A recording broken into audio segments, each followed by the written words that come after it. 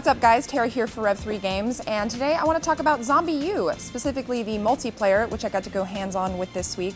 There's actually 3 multiplayer modes in there. There's one called Time Attack, where you try to kill as many zombies as you can in an allotted amount of time. There's also a survival mode, where basically you have a limited resources, ammo and health, and you try to survive as long as you can. Then there's also a third one, which is kind of like an RTS-style capture the flag mode. That's the one that we went hands-on with. This is local only, so there's no online component to any of the multiplayer, and the RTS mode is one-on-one. So basically it's asymmetrical. One person has the gamepad and they're playing as the king of zombies, and they've got kind of a top-down view of things, and then the person playing on either the Wii remote or the Pro controller plays as the survivor. And so the person with the gamepad basically controls groups of infected zombies. So there's a few different kinds in there. You've got like grunts, which are the ones that you need to capture flags.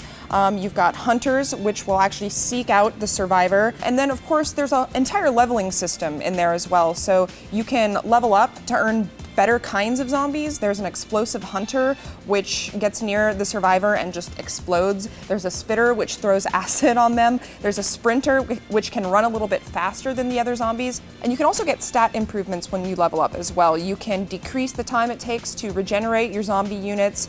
You can increase the amount of damage they output, and you can also increase the number of units, because you start with just 8 zombies, but you can actually go up to about 10, I think. And then, like I said, the person on the Pro controller is playing things in a first-person shooter view. They pick a weapon set to start with, so maybe you pick like a AK-47 and a pistol and a grenade, and basically you just try to capture 3 flags. There's a decent amount of ammo and health syringes lying around, which you can obviously use to reload your gun and stab zombies in the neck if they approach you really quickly. It's not really scarce or anything. It just takes, there's zombies coming at you from every direction basically. So you have to think quickly and move quickly the whole time. So you can stack the grunts on top of each other if you want to capture flags more quickly, but it still takes quite a long time to capture a flag. So if you're playing with somebody of roughly the same experience level as you, they're probably going to be about 20 to 30 minutes per match.